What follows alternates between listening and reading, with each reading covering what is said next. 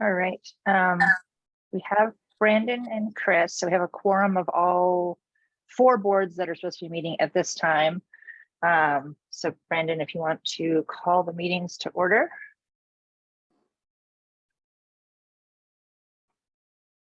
And you're muted currently. This time I didn't mute you. Okay, sorry about that. Okay, seeing that we do have a quorum for Erie Highlands Metropolitan District number 2, number 3, number 4, and number 5, I hereby declare that we have a quorum and call to order today's meetings for those districts. Great. Brendan, we do have different business for all of the boards, so I think it would probably make sense if we just march the districts one by one, starting with District 2, if that makes sense to you. Yep, that sounds fine to me. Great. So with that, you have called the District 2 meeting to order. We did file disclosures for those directors that provided them for at least 72 hours before the meeting with Secretary of State and the Board of Directors. So we're all set unless there's any additional disclosures to make at this time. None here. All right. Then we also have appointment to vacancies. I know we do have vacancies on District 2's board. The board has previously tabled that matter. So I just look to the board members for how you want to handle that now, or if you just want to handle that as part of the election cycle, knowing that we have a 2023 election coming up. Yes, we do have a 2023 election. 4 seats are up in the 2023 election, May of 2023. But I believe we should probably table this item for today. And if we may have an opportunity to do this early in the year, next year as well. Great. And just to clarify, 4 seats do have 2020 term, 3 terms listed. We do have a vacancy for the 2025 term. So all of the board seats will actually be up. Okay, great. Thanks. Yep. Item 3 is approval of additions to or deletions from the agenda. I don't have any changes to request to this agenda. Unless any of the board members or consultants had any changes, I would be looking for a motion to approve the agenda as presented. No changes here. I'll make a motion to approve the agenda as presented. Second. All in favor, please say aye. Aye. Aye. Great. Item 4 is public comment for matters not on the agenda. If folks could just raise their hand if you want to make public comment for matters not on the agenda. And just to clarify, we're only taking public comment for district number 2 matters right now.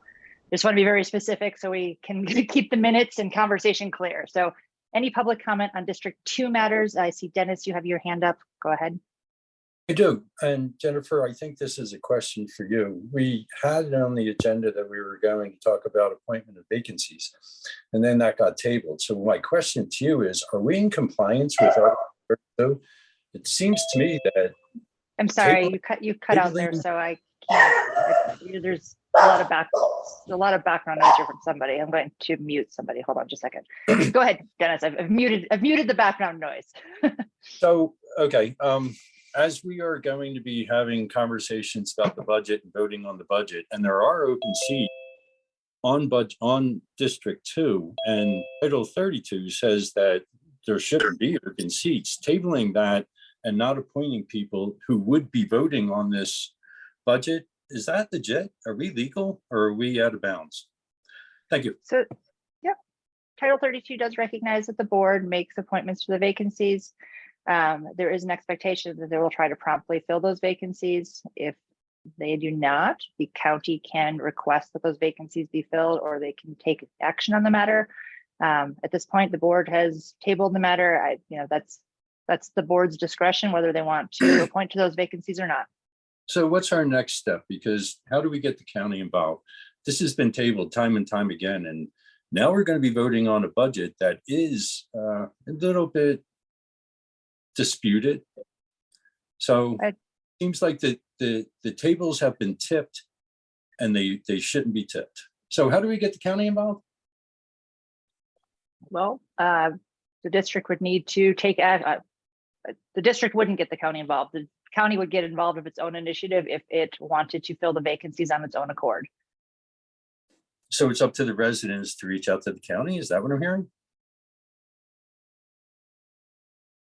Yeah, I guess the residents could reach out to the county And then the district would be provided notice, and then the district would have 30 days to appoint to those vacancies.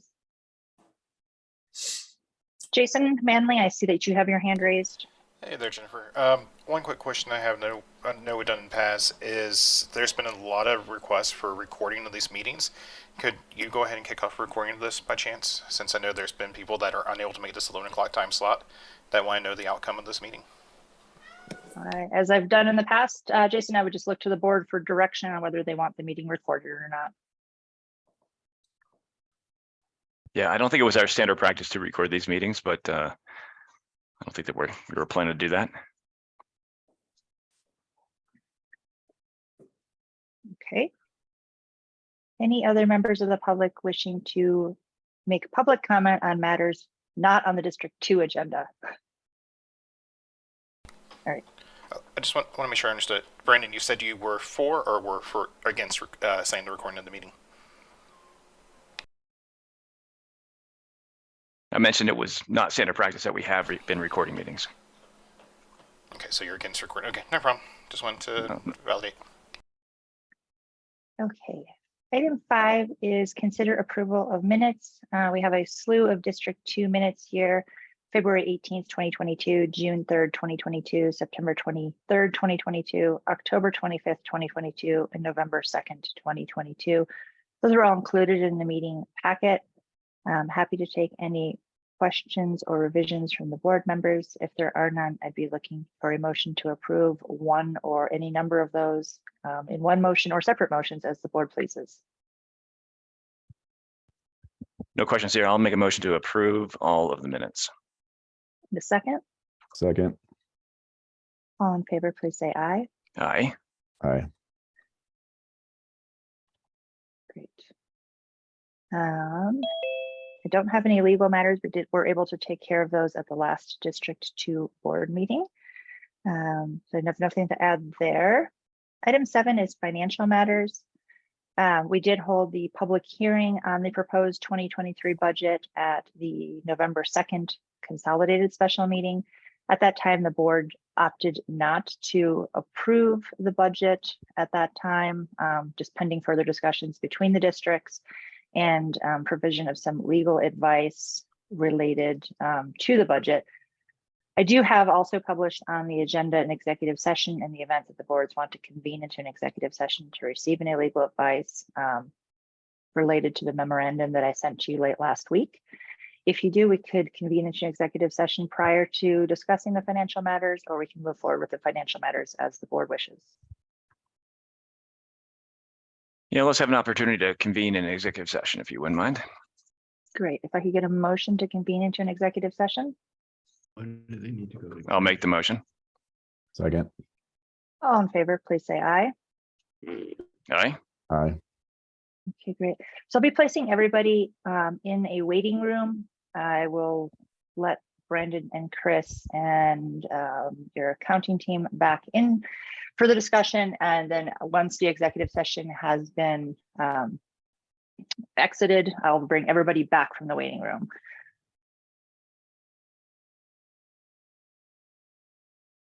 And it's going to take me a moment, so I apologize.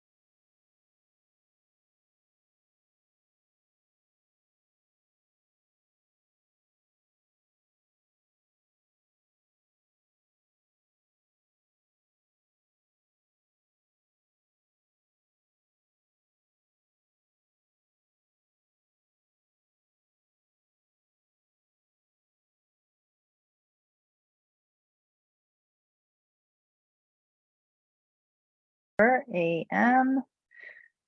And during that executive session, we did provide legal advice to the board.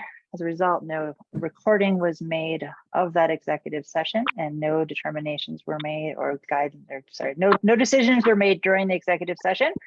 Now reconvene the regular session. I have let everyone back in from the waiting room.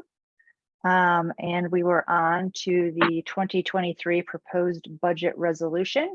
I have that up on the screen. Shelby, if you wanted to review the proposed budget. Can do that. All right, so we haven't gone through this at all yet today. Well, we went through it. So we had the public hearing. Sorry, you weren't at the beginning of the meeting. We had the public hearing for this one on November 2nd, and we have reviewed this budget. So I guess I would leave it to the board's discretion how much additional review they would like of the budget. Maybe a high level overview, Okay. Shelby, would be appropriate. Thank you. Okay, sure. Yeah. Jennifer, let's go to page 41, please. So this version does still have the preliminary assessed value in it at 8.5 million. So just as a reminder, the mill levy calculations and the budget itself is really subject to kind of any final adjustments in that AV. Mill levy calculated at 22.395 for general fund and debt service at 55.989. Both of those are at the caps and have been adjusted for changes in the various assessment rates. So that brings total taxes to about $667,000 between the two funds. So looking at page 42, excuse me, is the general fund. So we have the tax collections with all net collections being transferred to District 4. That generates about $199,000 of net revenue to be transferred. And then page 43 is the debt service fund. Again, here we have the tax revenue. We do have system development fees still built in at $105,000. And then total expenditures primarily representing interest and principal of about $660,000. Is that too high level or are there any questions? No, I think that's great. Thank you very much. Wait, I do have a question. When we're looking at these budgets, would sorry, it be possible for this? Just as an order of procedure, if members of the public have a comment, if you can just raise your hand so we avoid a situation where we have 27 people all trying to talk at the same time, I would very much appreciate it. That makes sense. Sorry. Yep. And I think we Yep, have nope. had public comment on the matter early in the agenda. Is that correct? So we had public comment on matters not on the agenda. We have had the public hearing on the budget. That budget, I think, is substantially unchanged. It's still the 1010 version that was reviewed during that public hearing. Of course, the board can take additional public comment at any time it would wish on additional agenda items. I don't think that's necessary this time. I think we'll have other opportunities to take public comments for district number 3, 4, and 5.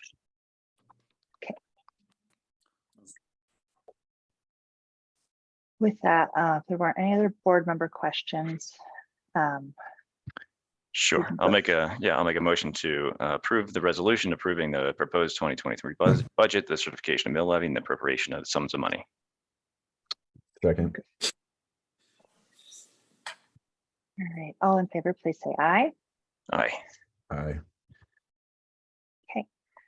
Item 7B was really a matter that was on all of the agendas when we had districts 1 through 5 meeting in a consolidated meeting. This was the consideration of reduction in service levels or imposition of the operations and maintenance fee to fund existing service levels. Don't know if this board wants to have separate discussion on this matter or if you want to just defer this to the District 4 board meeting. I think I'd recommend that we defer to district 4, number 4 meeting. Chris, is that okay with you? Yep. Okay. Management report was included in the meeting packet. This was prepared by Jerry and Brittany and their team. So I would defer to them if they want to review the report at this time or have anything they want to highlight. District 4 then. No, it was, like you said, it was included in the board packet. We're happy to answer any questions if the board has anything specific. Sure. How about a high level overview of the district manager's report for the benefit of others? Sure. So community management items, that just details out how many Closings we saw come through this year, 40 for the year as of October 27th when the report was put together. We processed 40 design review fees since the beginning of the year, and 93 design review requests were evaluated. As far as the clubhouse rental, we're on schedule for 46 rentals. We did hold one in-person board meeting at the facility. The two cases that we have for landscape damage from vehicles, one is still ongoing. The defendant is due for trial in January, and the other one is on hold until the person surfaces. The pool has been fully winterized. A couple of the high-level repairs that we made this year, we installed a new UV filter for the spa. We did grind down all the concrete tripping hazards. It's an ongoing problem with the jets in the spa. People break them off, so we've replaced those. We're looking into possible resolution where they can't be alternated and twisted, and then we replace the chlorine line in the spa.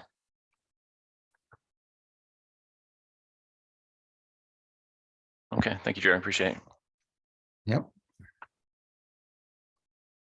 If there aren't any board member questions, I think that takes us to the end of the District 2 agenda. Just want to verify, since we have different agendas for all of these. I'm sorry. Item 9, other business.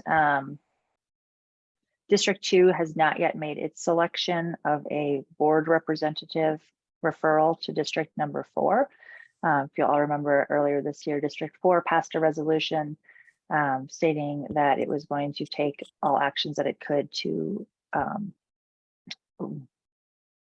sorry, I thought I was going to sneeze there, to appoint a resident representative from district number 1 and district number 2 to its board of directors once somebody was qualified.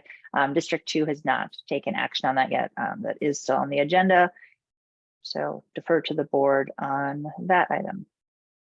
I suggest that we table the item for the moment and we continue the conversation as we enter early 2023. Chris, is that okay with you? Yes, I agree. Okay, great. We won't adjourn the meeting since we have a quorum of this board still available, but we will go ahead and close out this agenda to keep me from getting myself too confused and move on to district number 3.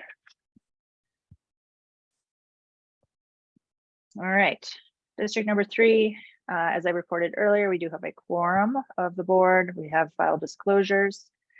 We do have vacancies on this board of directors as well. We have not had any applicants or interest or published for these vacancies, and they will be up for election in the May 2023 election. Any board discussion or action on that item? I'd say it's similar to district number 2. We'll be addressing vacancies as we move forward in early 2023. Great. I don't have any changes to request to the agenda. Do any of the consultants or board members have any changes to the agenda to request? None here. If there are none, I'd be looking for a motion to approve the agenda as presented. So moved. Second. All in favor, please say aye. Aye. Aye. Great. Item 4 is public comment for matters not on the agenda. This is for district number 3. So public comment on district number 3 matters that are not on the agenda. If any members of the public have comments, please raise your hand and I'll call on you in the order that I see them.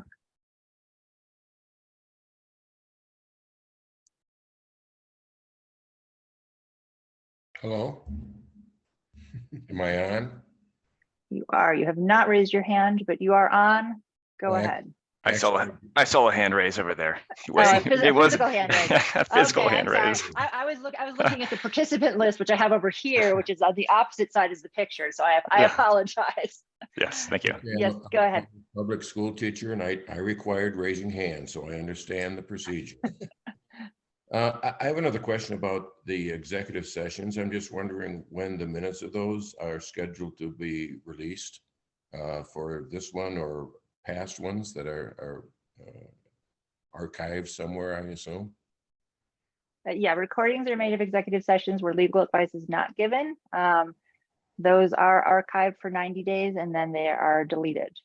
So those are available, but they have to be Would have to be requested through a court order. The executive sessions being convened into are part of the meeting minutes. A court order, did you say? Yeah, to get a recording of an executive session. I'm just, how about just the minutes of the recession? Are they made public through the Freedom of Information, aren't they? No, executive sessions by their very nature are not open to the public, and their minutes are not either. The fact that the executive session is entered into is part of the regular meeting minutes. You're saying that the executive sessions that you're exercising are not ever made available to the public? That's correct. They are an executive session that is closed to the public. Okay, I have to look into that. Any other, thanks. Any other members of the public with public comment for matters not on the agenda? Moving on to item number 5, we have minutes from several meetings listed on the agenda. Those are included in your meeting packet. Happy to take any comments or questions on those. If not, I'd be looking for a motion to approve. I'll make a motion to approve the minutes as listed on the agenda. A through E. Thank you. Second. All in favor, please say aye. Aye. Aye. Great. Legal matters. We did not have a quorum of this board at past meetings, so we do have some legal matters to review today. I think you're both very familiar with the annual administrative resolution that we present to you. This inventories all the requirements that special districts have to comply with, then divvies out who's responsible for taking those actions. Included are such things as making sure your budgets are prepared, that your oaths of office are filed, sets your newspaper of general circulation, establishes an official website for the district, which we have been working on getting that up and running. Also sets your annual regular meeting. We've taken the liberty here of highlighting the same relative November, the first Wednesday in November that we have held in past years, and that's consistent with what the other boards have determined. We at this point did not actually elect your officers. We only have three board members on this district, I believe. Let me just flip back to the meeting agenda. Yeah. So we do need to select a president and then a secretary and a treasurer. The secretary and treasurer can hold the same office if so desired, but at this point, we don't have a president for this district. So we would, as part of the motion, ask that you designate a secretary, a treasurer, and a president. It also authorizes the use of electronic records and electronic signatures. Just hitting a couple of high-level things here, and designates that you're going to continue to be a member of the SDA pool and get your insurance through the SDA pool. Last but not least, we do have a blank here. Currently, this is going to be filled in with Kayla Enriquez of my office, who are suggesting be your designated election official for elections in 2023. So we'll complete that as part of the motion as well. Otherwise, this looks very similar to the ones reviewed for the other districts and that you've seen in past years. Happy to take any questions or comments on this item. As mentioned, I would be looking for a motion for election of officers as part of the approval.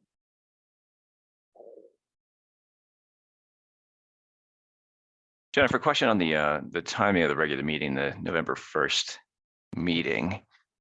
If we do determine that we need to change the time of that, would that be an issue, I guess, if that changes in the future? Nope, we've had to change it in the past to accommodate schedules. This is the meeting time and date that was already set for districts 1, 2, and 4. If those boards decide to meet separately or at different times, or if all the boards want to change the time, that is completely possible. We would just publish it as a special meeting in that event. Okay, that sounds good. And I think the intent as we move forward, and we'll talk about this more in District Number 4's meeting, but the intent is to minimize general administrative expenses, and therefore we may need to minimize the number of meetings. And this November 1st meeting may need to shift later in the year to attend to budget discussions. Understood. Okay, I'll make a motion. Chris, I'm gonna make a motion actually. If it's okay with you, I can fill the role of president, and I suggest if you could be the treasury secretary, if that works for you. And then Yep. Eric, okay, I agree with that. okay with you. And then I can designate Eric as an assistant secretary. Okay, so I'll make that motion to approve the resolution with those officer roles. Second. Do you have a second? All in favor, please say aye. Aye. Aye. Great. Next up is your election resolution. This is a special district election year. It's a little bit strange. We have back-to-back elections because this is the last year in the shift from even to odd numbered elections, election years. As a result, we have back-to-back elections these 2 years. We do have 3 seats that are up for election in this current cycle, and 1 vacancy, which will also be up for election. If you were to have additional vacancies between now and the election date, we would also add those. The resolution authorizes that. Essentially what this resolution does is calls the election, designates your designated election official, and authorizes that designated election official to take all actions necessary to run the election, including, but not limited to, canceling the election in the event that you don't have more people self-nominating and you have seats open. It also sets the methods for providing notice, the call for nominations. By statute, it has to be done by emailing the notice or mailing pursuant to the list provided by the county. And then also here, we're suggesting posting the notice within the district boundaries and in the office of the district, the clerk and recorder of Weld County. I would actually suggest changing this to post it on the website, which would be similar to what we're doing for the other districts, since we have decided in the time between meetings here that we're going to be getting that up with district website up and running. So I would suggest that one change. Let me just double check. Oh, sorry, here it is. That's where it is. It is listed as the website, and that's highlighted Yes. for you. So no change there. Yep, no change. Okay. I just got behind myself here. Okay. It's hard to look at hands raising, admit new people, and scroll through the meeting packet. Okay. So happy to take any questions on the resolution. And I do see that we have a member of the public, District 1 board member, Jason Manley, with his hand up if the board wants to take questions at this point. I don't think there's any questions that we need to really take on this matter in particular. I'll make a motion to approve the election resolution. Second. All in favor, please say aye. Aye. Aye. Great. And then next up, as I was mentioning, we have been working on getting your websites up and running. This board hasn't met in had a quorum in a few meetings, and so we have not yet ratified the streamlined platform subscription agreement. Some of the other districts already have, so just be looking for a ratification of this item. I'll move to ratify the approval of the streamlined platform subscription agreement. Second. All in favor, please say aye. Aye. Aye. Great. All right, with that, I think next up on the agenda, I'm just going to double check here to make sure I didn't miss anything. We do have your budget matters. We did publish here for both a 2022 budget amendment and a 2023, obviously, budget hearing. This board does have to hold the public hearings on the budgets. I think we did review these budgets at the November meeting without a quorum, but Shelby, I would defer to you and the board on the level of review necessary. And it's always my suggestion that we go ahead and review the budgets prior to opening the public hearings, just because you might answer some questions that members of the public might have. Brendan, do you mind if I just do a really high level? That would be great. That'd be Okay. perfect. Thanks, Shelby. Yep. Jennifer, we'll do 66, please. 66, okay. So this is to discuss the 2022 budget amendment. So we do need an amendment for the general fund for 2022. The specific ownership tax came in slightly higher than what we had initially budgeted, and all net revenues are transferred to District 4. So we had a budget of 11,800 and estimating closer to 11,900. Any questions on that specifically? None here, thank you. Okay. And then I think we can just stay on this same page, Jennifer. So here we have property taxes at 26,515. That is from a mill levy of 20 mills for district number 3, which is at the cap. And again, all net revenues are transferred to District 4. So that's estimated in at just under 28,000 for 2023. We did build in a small contingency and other revenue just to kind of prevent a similar issue that we had this year with specific ownership taxes coming in higher than budgeted, just to avoid a need for an amendment later on. Any questions from the board? Nope, none here.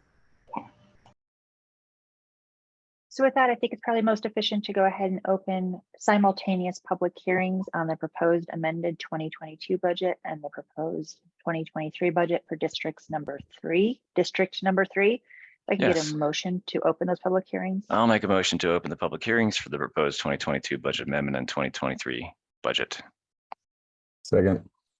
All in favor, please say aye. Aye. Any members of the public wishing to make public comment on the District 3 budget, specific to District 3, please raise your hands for either the proposed 2023 or the amended 2022. Dennis, I see you have your hand up. Go ahead. I'm just going to go back to the request that I had when we were looking at District 2. It's a really easy request. When we're looking at the budget and it's being explained, would it be possible to pass the cursor or controls over to Shelley so we can see what line item she's referring to? Thank you very much.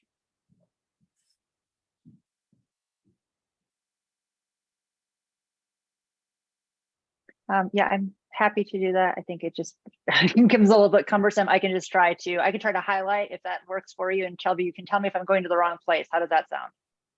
Yep, we can do that. Okay. That'd be wonderful. If you don't mind, it'd be very helpful. Thank you. Any other members of the public with comments on the proposed budget amendment or 2023 budget for district number 3?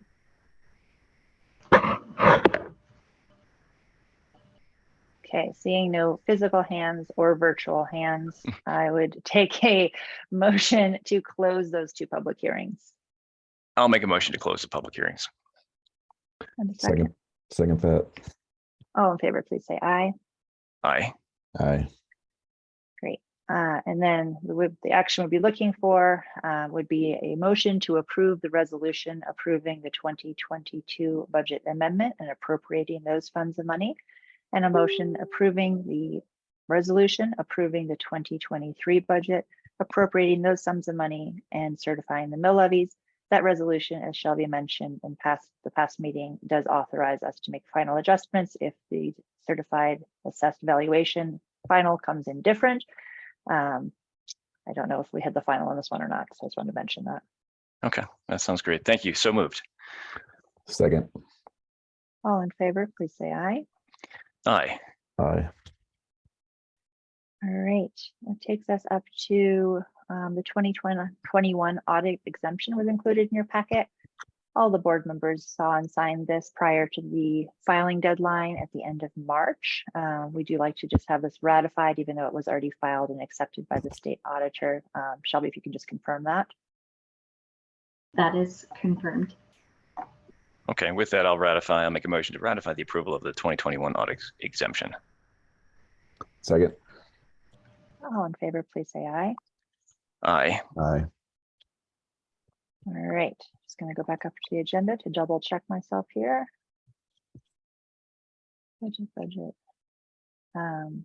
Similar to district number 2, I did assume that the board did not want to discuss the level of services as part of this meeting, since they'll be discussed in district 4. Is that correct? That's correct, yes. Great. With that, unless there's any other business, the manager's report has already been discussed and we already convened the executive session. So we can move on to the district 4 or 5 agenda as the board prefers. I would say let's handle district number 5's discussion and agenda, and then we can finish with district number 4. Great, and I see that Mr. Manley has raised his hand if the board wants to take a question. That's fine, yes. Jason. So Jennifer, this kind of goes back to an earlier question, and I'm wondering if you can provide guidance on it. Noting that Eric hasn't joined a meeting in over a year, and he's being assigned to duties within the board, does Weld County also have ability on those to vacant or cross out his name on this and say their duties were not met sufficiently if Board 3 and Board 5 are not taking those actions for their board members? Like what does Weld County have for people not attending for their elected duties? The board members only become vacant. Board seats only become vacant for certain reasons. So disqualification, moving to another state, death, failure to attend 3 regular meetings in a row. I'm emphasizing regular because these have all been special meetings. So there's only limited circumstances in which a board seat is vacated. Resignation is another one. I have not received any resignation or any indication that Mr. Jones meets any of the other criteria. I don't have the statute in front of me, Jason. My recollection is the county has no ability to remove a board member from a seat. Okay. Interesting. So someone can be appointed, but then not show for forever, basically, and Weld County has no ability on that, or the residents that these boards are being supported by, correct? Well, forever would be a little bit misleading because the directors do have terms. Yep. Yeah, the directors do have terms of office. So I think Mr. Jones falls off of all of these boards in May of 2023. Okay. What was the last time? Do you know when Eric last showed to a meeting by chance? I don't off the top of my head. District Okay. 5, the District agenda 5. is up on the screen. We have called the meeting to order and we do still have a quorum. District 5 likewise has vacancies on the board. We did file disclosures, as I've already reported, for this district and the others with the district board and the Secretary of State at least 72 hours in advance of the meeting. Unless there's anything to add at this point, we're set for disclosure matters. We do have vacancies on this board. Those will be up for election in 2023. We'll be looking for direction from the board if you wanted to make any appointments to these vacancies. We have not published for or solicited applications for these vacancies. No action at this time. Item number 3 is approval of additions to or deletions from the agenda. I don't have any changes to request. I'm guessing the consulting team does not have any changes to request. Assuming that I have that correct, I'd be looking for a motion to approve the agenda as presented. So moved. Second. All in favor, please say aye. Aye. Aye. Great. District number 4. Item number 4 is public comment for matters not on the agenda for district number 5. Any public comment on district 5 matters that are not on the agenda?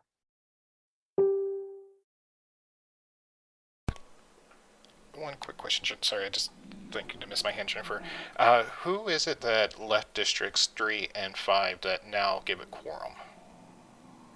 Bruce Rao. Oh, he was on those and just That answer I know. Okay. Yeah, I just didn't see it on the agenda or anywhere in the minutes that he had left these districts. Yeah, I'm sorry. And I should have reported that under director's matters or could have reported that. But yeah, Mr. Rao had previously resigned from districts 2 and 4 and then followed up and realized he is also in districts 3 and 5 still and then resigned from those districts as well. And what date did he resign from those? Just wondering. Sometime after the last meeting and before this meeting. Without going into my system, which I can't do since I'm doing the Zoom meeting, I can't tell you that off the top of my head, Jason.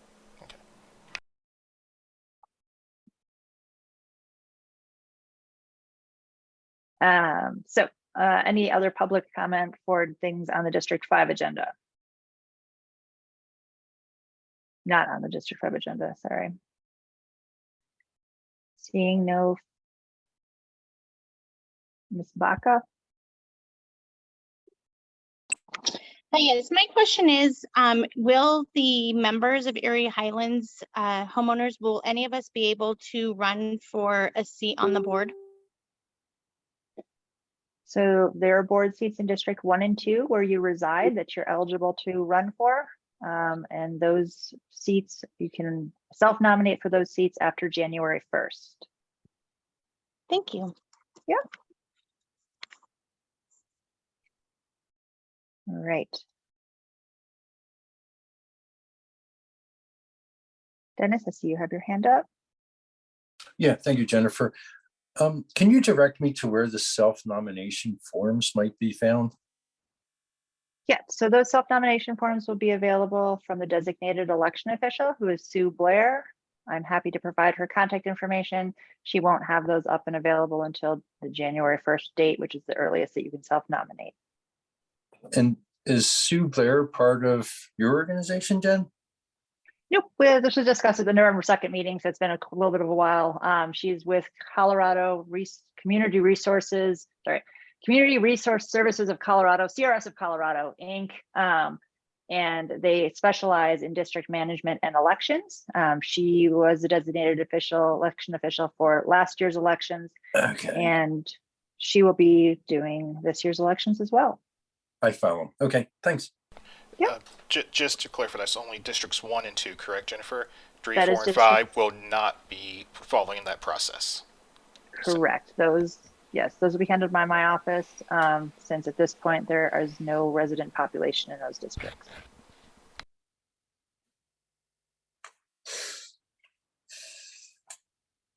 I'm sorry, Jason, I was trying to look at the date that I got Bruce's resignation and I can't quickly find that, so I can find that for you offline.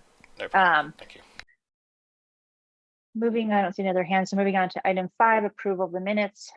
Happy to take any questions or comments on the meeting minutes. If there are none, I'd be looking for a motion to approve one or any portion of those set of 5. Sure, I'll make a motion to approve all 5 minutes, items number 5A3. Second. All in favor, please say aye. Aye. Aye. Great. Item 6 is your annual administrative resolution. Similar to District 3 that we just discussed, I have the same items highlighted that need some input, that being the meeting date, which we've already discussed. I also need officers to be elected, and we will be suggesting that Ms. Enriquez from my office be designated as the designated election official. We'll fill in that blank as well. In the interest of time, I'm not going to go through the other things I've already highlighted, but happy to take any questions or comments.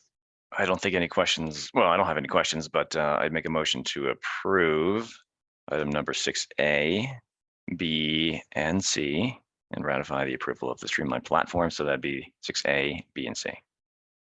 Okay, and I'm sorry, could you give me a slate of officers for item A?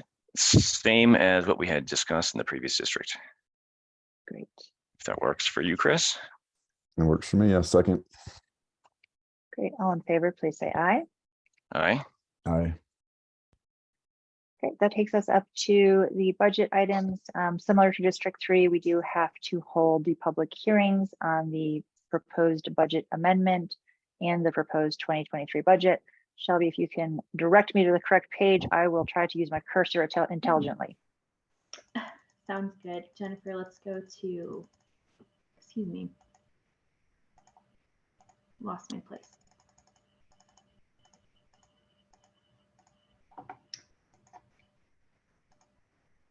That's why I was in the wrong packet. Okay, page 66. Sorry about that. That's okay. So again, talking about the budget amendment first, very similar to District 3, the specific ownership taxes came in slightly higher than budget. So that's that 271 figure. Yep. So due to that, the transfer to District 4 is a little bit higher. So we had an original budget of 5,000 of total expenditures and looking at just over 5,000, about 5,034 for the 22 estimate. Any questions on that part? Nope, no questions, thanks. All right.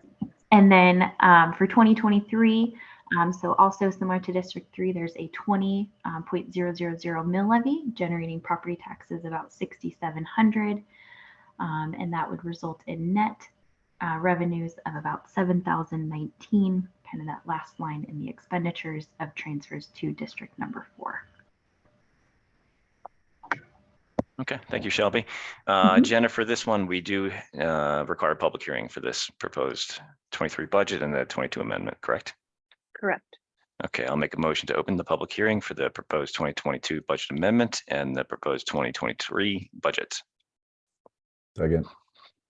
All in favor, please say aye. Aye. Aye. Great. Any members of the public with public comment on the District 5 budgets, either amended 2022 or 2023 budget, please raise your hand.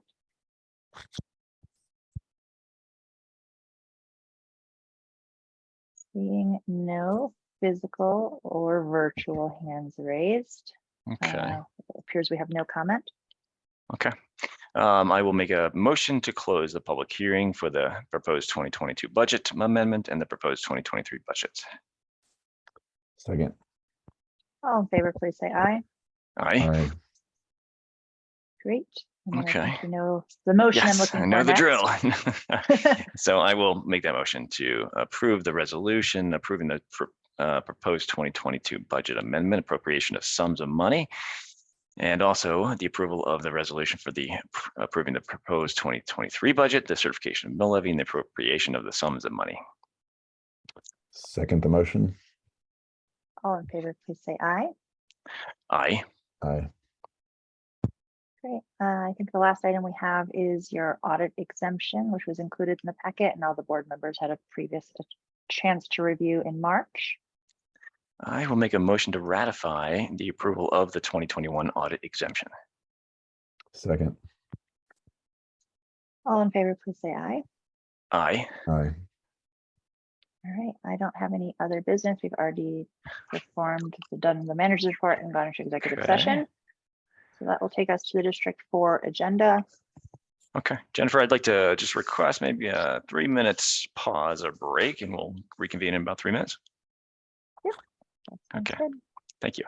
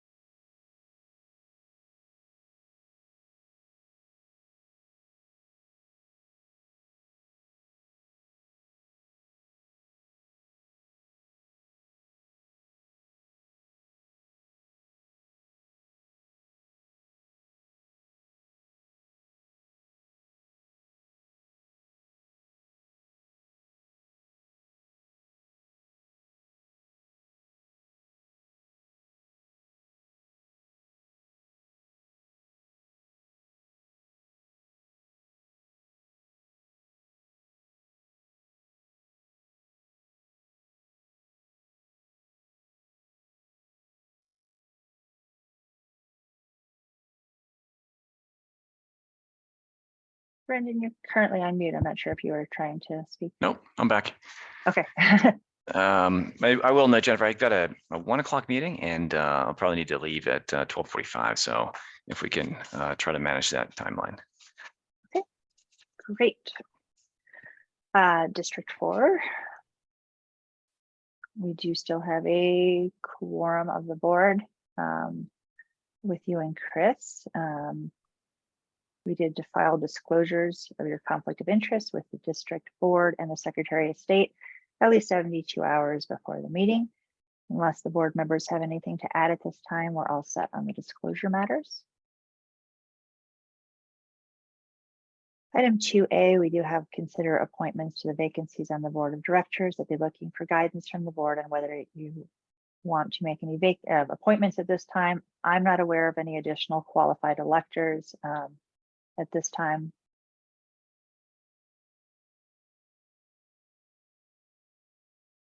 And you're on mute, Brandon. Oh, my bad. Sorry about that. Yeah, I would just note that I don't think we have any action planned at this point in time, but I think that in early 2023 we can take up the matter. Great. Item 3 is approval of additions to or deletions from the agenda. I don't have any changes to request. If any of the other board members have any changes or consultants, please let us know. If not, I'd be looking for a motion to approve the agenda as presented. So moved. Second. All in favor, please say aye. Aye. Great. Item 4 is public comment for matters not on the agenda. Jason, I see that you've raised your hand. Hey there, Jennifer. I just wanted clarification. If I remember correctly, the last meeting, District 4 adjourned before closing the public hearing. So I want to confirm that the public hearing is still open for the budget on District 4. I don't think that's true. I Let's check the minutes. I was under the impression that Chris had to leave beforehand, and that it was decided to keep the budget hearing open and continued into this one. I'm just checking the minutes. I do those real time so that I don't have to rely on myself remembering these things. So the minutes reflect that we did close the public hearing. It was the action on the budget that was continued to the next meeting. Okay, I'll have to go back and check the recording I have of it. I was under the impression that we left it open. Thank you, Jennifer. Knowing that the proposed budget has changed drastically, does a new budget hearing need to happen versus what was presented last time, or is that not contained since the proposed budget is drastically changing by quite a bit? Yeah, so there's only a requirement to have a public hearing on a proposed budget. There's no requirement to have additional public hearings based on changes to the budget. The board also didn't publish for an additional public hearing. The board can obviously still take public comment on the changed budget. And I would defer to the board on the preference there.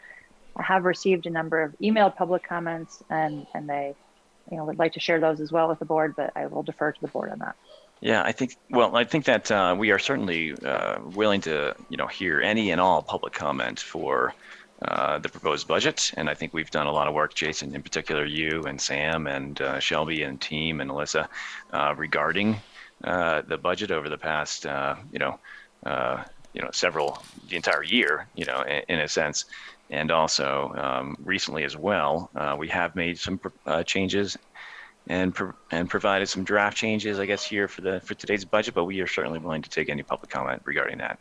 And so what I guess I'd suggest that we didn't publish for the public hearing, specifically, but I think that we can certainly take public comment, and maybe what we do is, Shelby, we can review the draft budget as it stands currently. We can have the discussion, and then we can open up for public comment. Does that work? Works from a legal standpoint, yes. Okay, great. Okay. Jason, how does that work? Yep, sounds good to me. Okay, fantastic. Okay, great. I don't see any other hands. Item 5 is your minutes. Those are included in your meeting packet. Happy to take any questions or comments. If not, we're looking for a motion to approve items 5A through 5E. I'll make the motion to approve items 5A through 5E. Second. All in favor, please say aye. Aye. Aye. Great. I don't have any legal matters.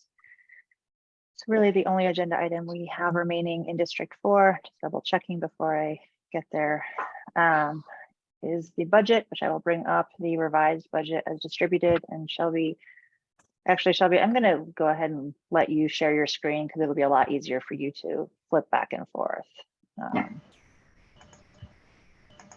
Sorry, just give me a second while I get that done. That's not what I'm looking for.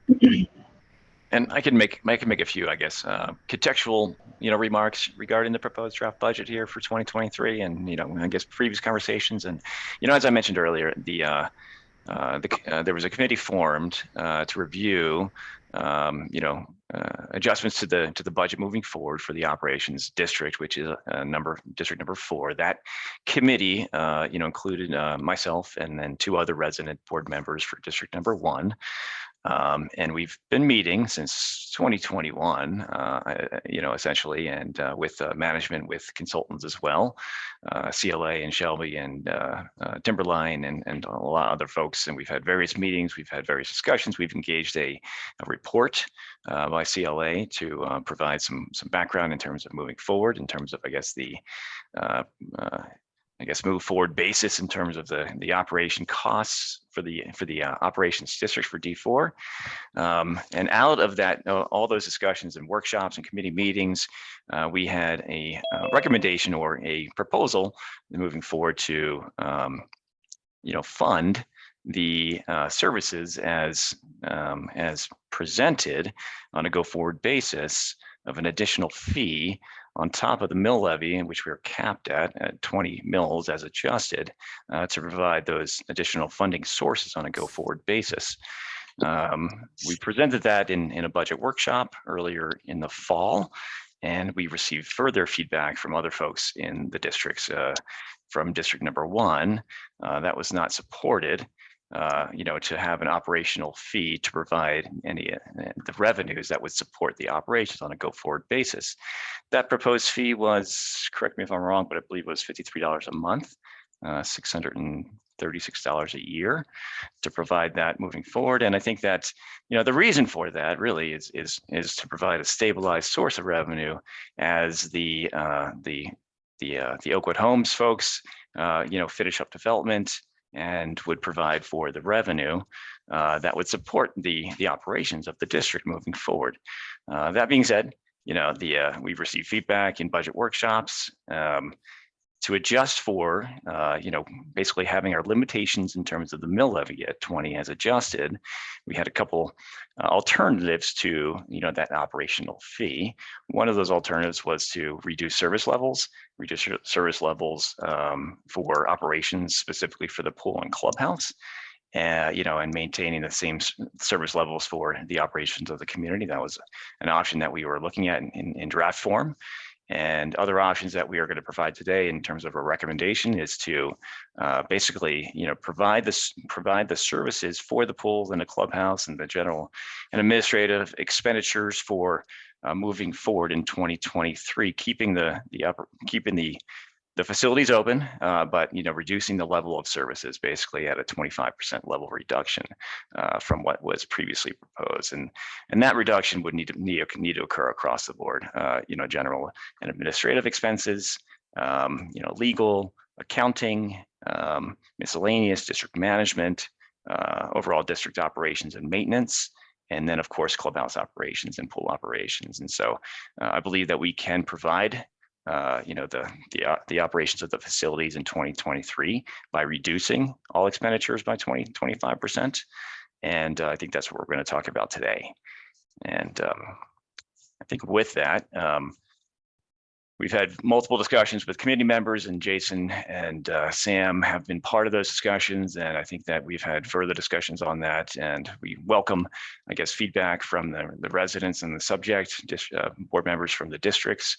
And I think on a go forward basis, it would be one of my recommendations would be to engage the resident board members of district number 1 to really define with district management and consultants what that level of service reduction really means, what hours, what days of the week, what does that really going to provide as we need to manage our expenditures in line with our revenues. So I think that's going to be one of my recommendations as we move forward, but Shelby can get into the details of the draft and we can take the public comment after Shelby reviews that. And Shelby, are you able to share? I think I enabled you. Yep. Thank you. Okay, good. I just wanted to make sure. Yep. All right. So this is the latest draft that I just sent out this morning, and includes those, kind of updates that Brandon just described. So I will kind of run through things and talk through everything. So first and foremost here on the property tax summary page, district number 4, we have here a general mill levy of 20 mills, debt service. We meant to update this earlier, and I apologize that we missed it. The debt service mills should actually be at 50 mills for kind of that same adjustment that we've made to the general mills. So that would result in, rather than this 17,686, I believe it'd be about 15,900. So jumping into the general fund, and again, really going to be focusing on this far right-hand column. So total revenues budgeted for 2023 in this draft, about 676,000. You can see here, these kind of last 4 line items are the transfers from districts 1, 2, 3, and 5 for the net tax collections from the operations mill levy. We also have the district 4 property tax collections here. Some interest income estimated based on current rates. We do have a developer advance in here at 75,000. Clubhouse rental and design review fees both at 5,000, and then an other revenue just for any miscellaneous income that may come in at 1,000. So then looking at the expenditures, we'll kind of start from the bottom and then kind of come back here. So total expenditures here about 675,000. So you can see that for the most part really matches the revenues that would be coming in for the year. So as Brandon mentioned, this really contemplates about a 25% reduction to services for the majority of the line items. There's a few that are not reduced. As an example, auditing, that's one that we really couldn't reduce. That's just kind of the auditor's fee. So that remained the same, as well as insurance, dues. Utilities is another line item that we really left based on the original budget as well. But then for the most part, pretty much everything else was a 25% reduction. I do want to point out in the administrative kind of category, again, this is primarily the consultants costs as well as insurance, audit, and then election. So election is still built in here at about 12,000. This is down from what we looked at previously, which was about 50,000, which would be, kind of contemplating a contested election in District 1 or 2 or both.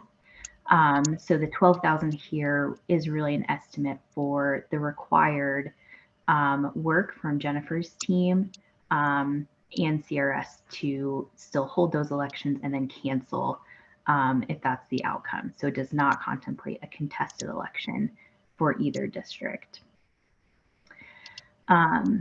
Excuse me, as Brandon also mentioned, we have the expenditures built in for clubhouse and pool, so keeping the amenities open, again, just kind of at a reduced level of service.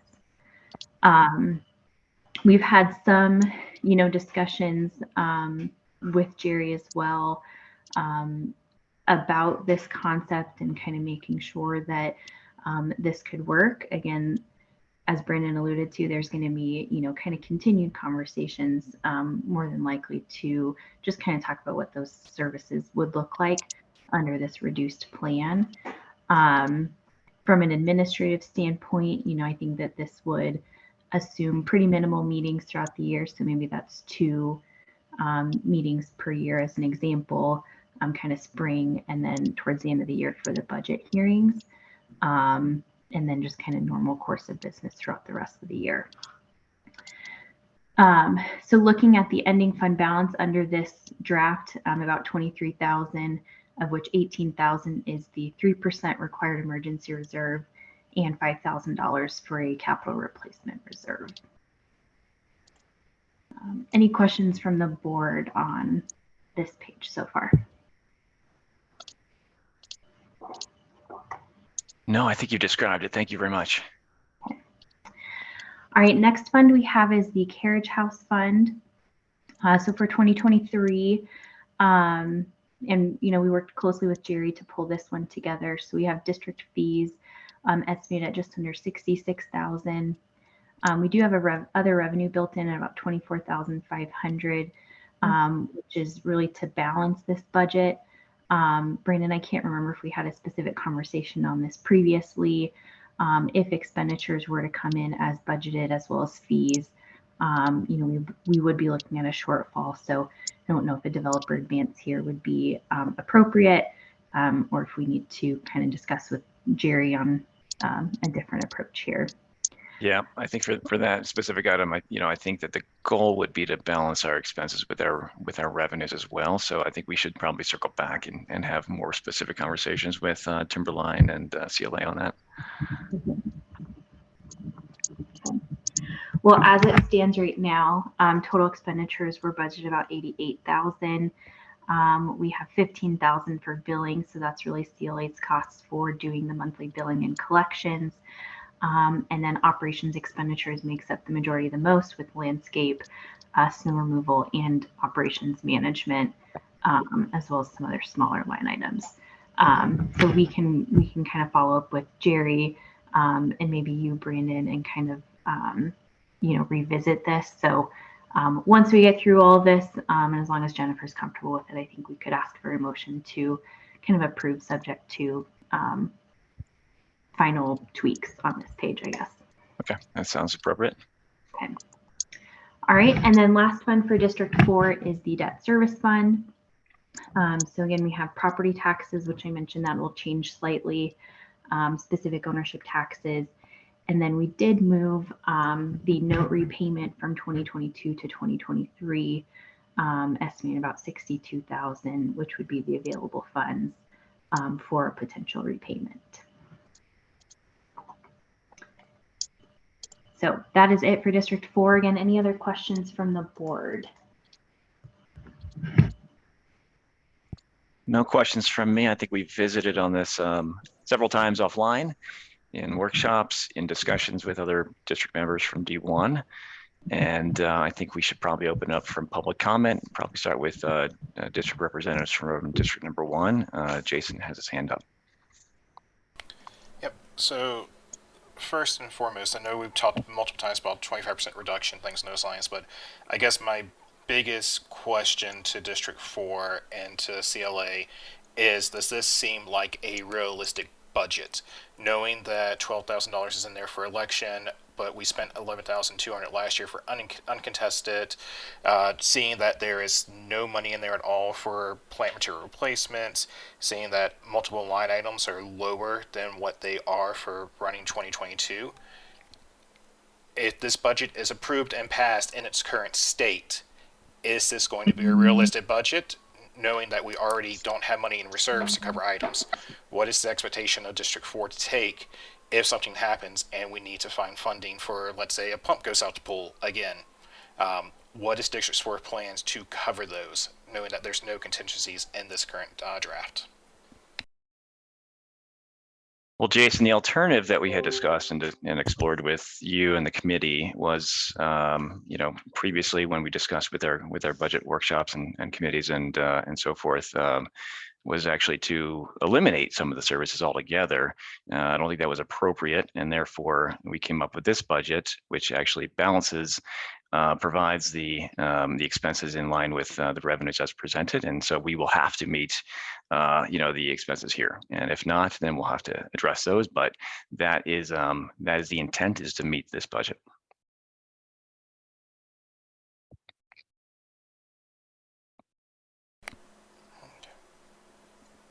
Brandon, if I had a number of residents that emailed me, and I did pass those along to the board, but if I could just quickly read those public comments, since Yes, I was of course. requested to do so.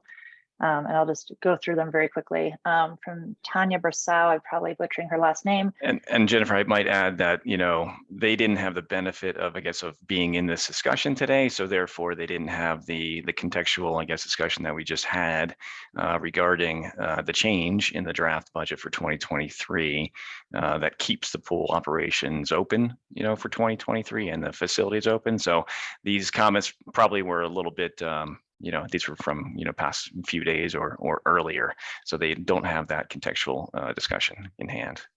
That So is very just a note. accurate. And yeah, I could summarize them all by saying all of the residents that emailed are against a fee and against closing the pool. But out of respect for their request to read them, I'm just going to read them briefly. Of course, thank you. Tanya Brasau, I see there's going to be a discussion on increasing association fees. I'm highly opposed to this.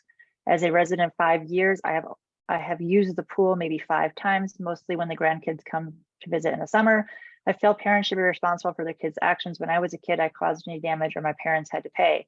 It's the parents' responsibility. If they can't discipline their kids, either deny them entry to the pool or close the pool, which brings up another point. On Facebook, I see all the complaints about parents letting kids get away with things, leaving trash, throwing footballs, kids swimming in the hot tub while adults with no kids want to use it.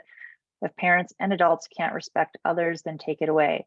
This is harsh, but why should I pay so much more for others' laziness? If they can't adult, then penalize them.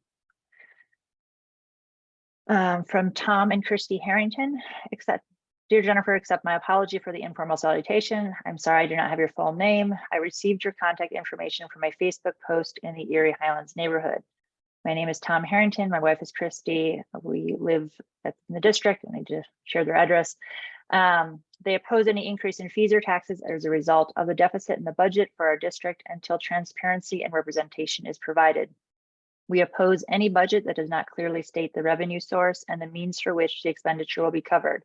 We also oppose any budget put forward with at least 50% of the board members of District 4 sit on the board.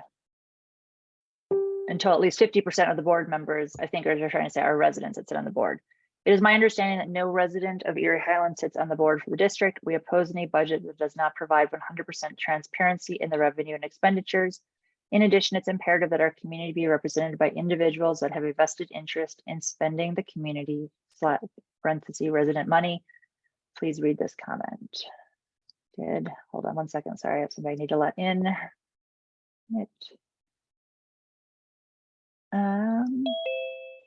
Next, I have Jared Geiger. My name is Jared Geiger. I reside in the district.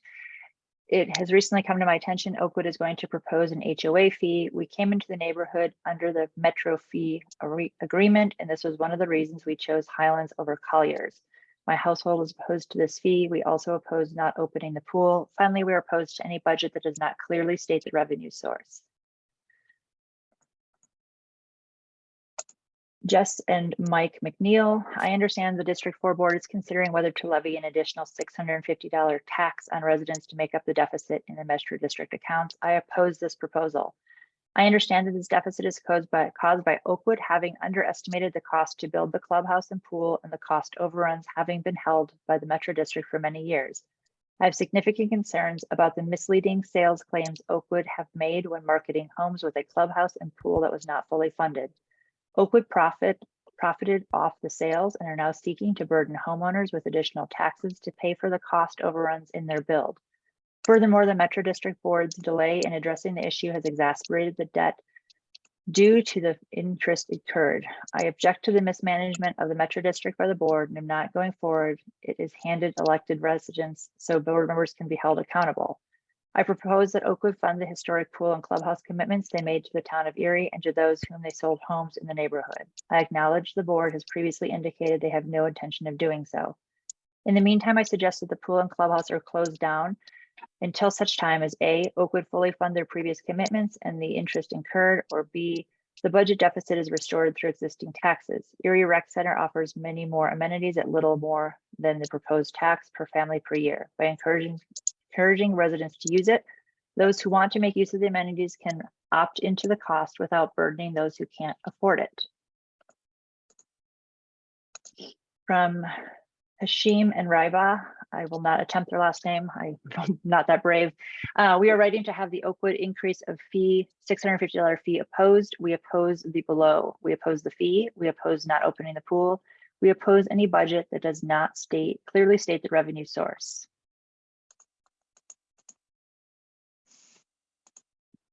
My e-name is Amanda Lamprey. I reside in the district. I'm writing submit comment for the upcoming district and board of trustees meeting. I oppose the $650 annual fee that is being suggested. Residents pay for Oakwood's poor financial decisions and choices. Residents should not have to pay such an insane amount when Oakwood haven't been able to remain fiscally responsible. It is frustrating that the very eastern portion of the neighborhood, which isn't under development yet, has had landscaping put in and sprinklers running. Not acceptable. I oppose the suggestion of closing the pool clubhouse amenities. I oppose any budget that has been proposed that does not state clear revenue sources. Good morning. I hope this is not too. My name is Jennifer, and I live in the district. Not me, Jennifer, another Jennifer, Shavaria. I am once again disappointed in Oakwood and their constant dishonesty. The sales office misled us from day one, including what was happening in the open space behind our house. We've lived in the neighborhood for the past 3.5 years and enjoyed all the amenities that Oakwood has to offer. Now, sadly, me and my family will no longer be enjoying the pool or clubhouse moving forward due to the fact that we're not willing to pay an additional $650 a year for Oakwood's mistake. I hope the town of Erie will take a stand and help its residents fight against Oakwood. I'm almost done.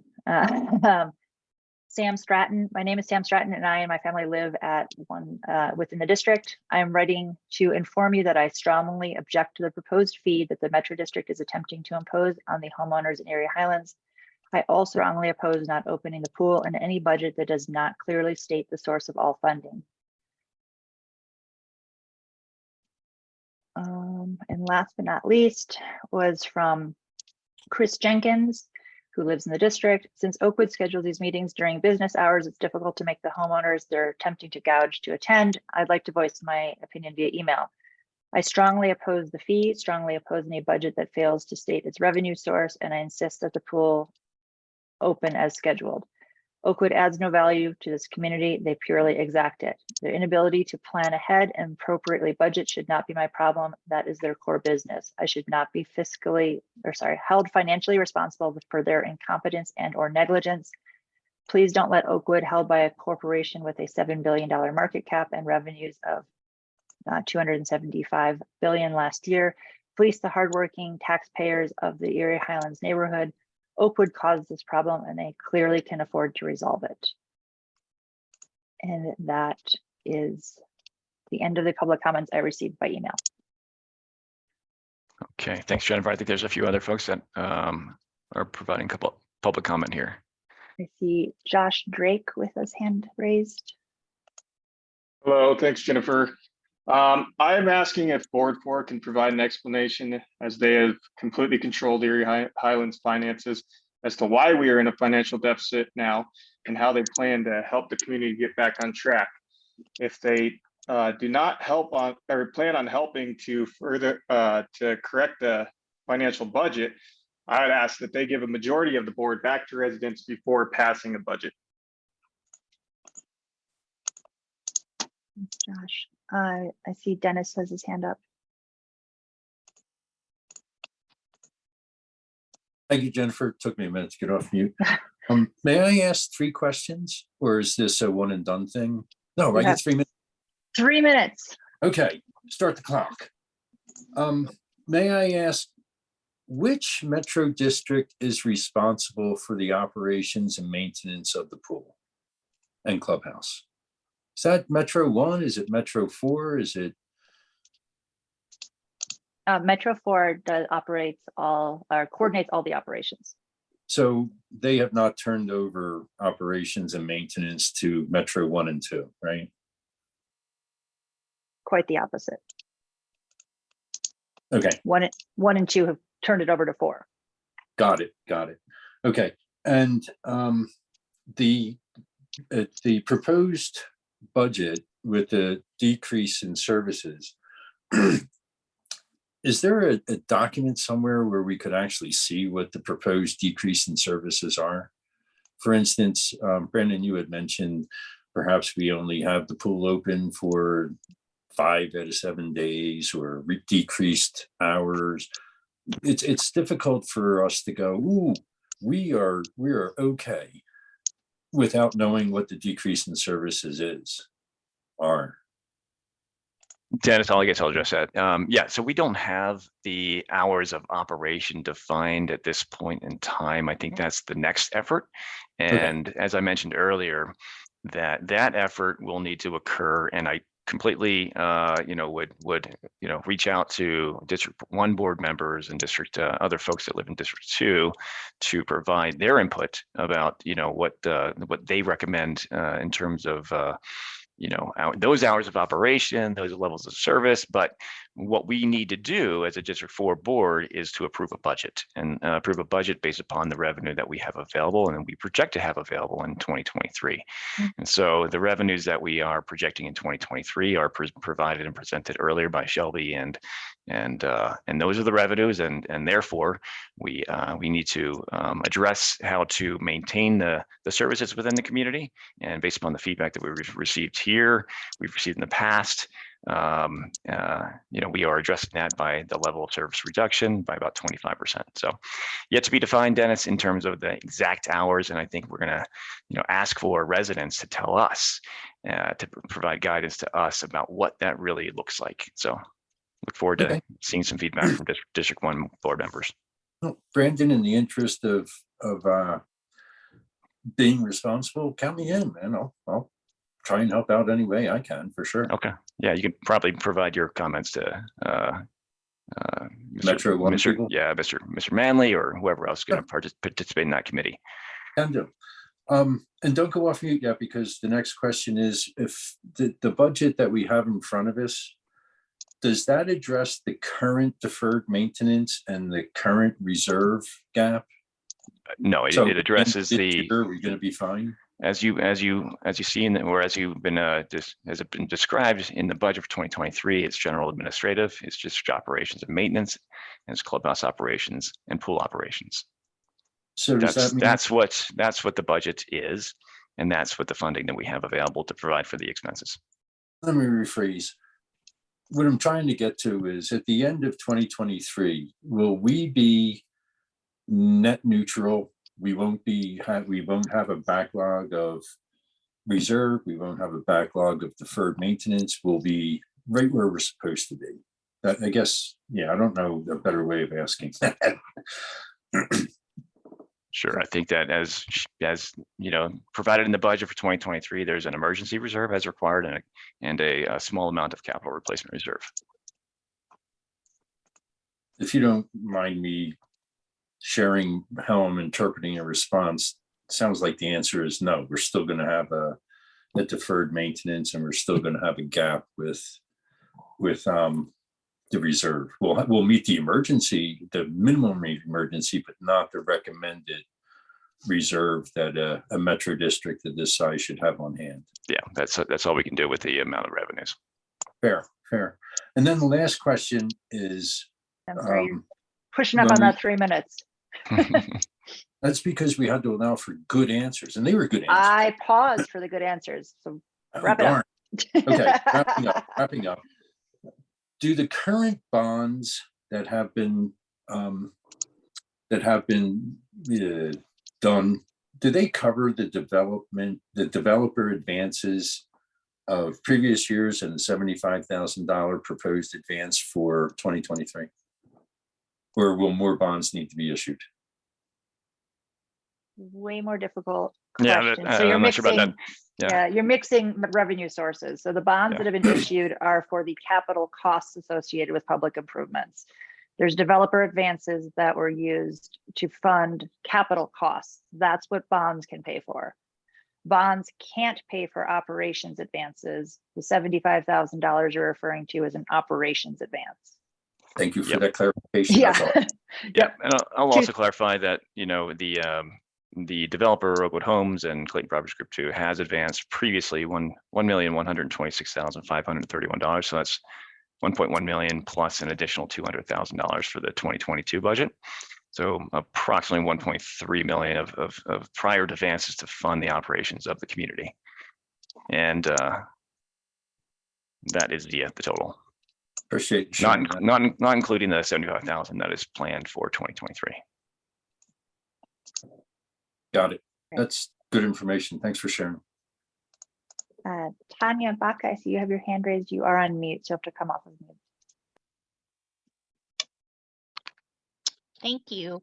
As a homeowner in Erie Highlands, I think that I not only speak for myself, but for several of my neighbors that have had conversations about this. One of the biggest concerns that we have, and we are one of the original 100 homes that were purchased here in Erie Highlands, is that when I bought my home, I was told that I would not have an HOA fee, which I know we don't, but it is considered metro tax.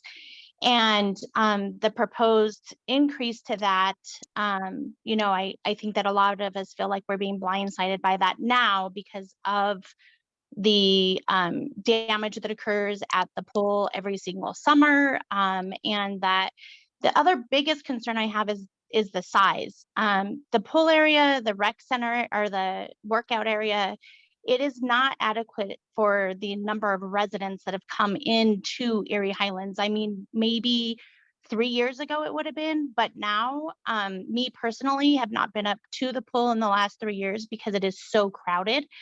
The hot tub is constantly down because of the damage. The fences that surround the pool are very short, and I have witnessed myself people, you know, reaching over and opening this pool. And I know that that has been a concern about increasing the size of the fence that surrounds this area. So I think that I would be more willing to pay that additional fee if it was something that was going to have a long-term resolution. But with the size that we have now and the number of houses that are going up in this area, it's just not adequate. And so I think that we all feel like, what are we paying for when we can't, one, enjoy it because there's so many people up there, and two, it's constantly broken. And a number of the times that the damage has been caused has been from non-residents. And so we're paying a lot of money to fix this pool, but we're not doing enough to prevent it from continuously happening. And so that's my biggest concern, is if it's gonna be as small as it is, and we're not gonna have, you know, we're going to keep building homes here and bringing families here, but it's not even big enough to support what we already have. We don't want to pay for it. Okay, well, thank you for the comment. I appreciate your comments this morning or this afternoon. And Jennifer, I will note that I've got a hard time or hard stop here that I need to shift to another meeting. I understand. We have one more individual with their hand raised. So if we can take that last public comment for 3 minutes, I think we're going to go over 12:45, but this is our last comment. Is that okay? Yes, please proceed. Okay, yeah, sorry. Sydney R., you'll have to come off mute. I see your hand is raised. Hi, guys. I am at work, so I apologize for any interruptions that may occur.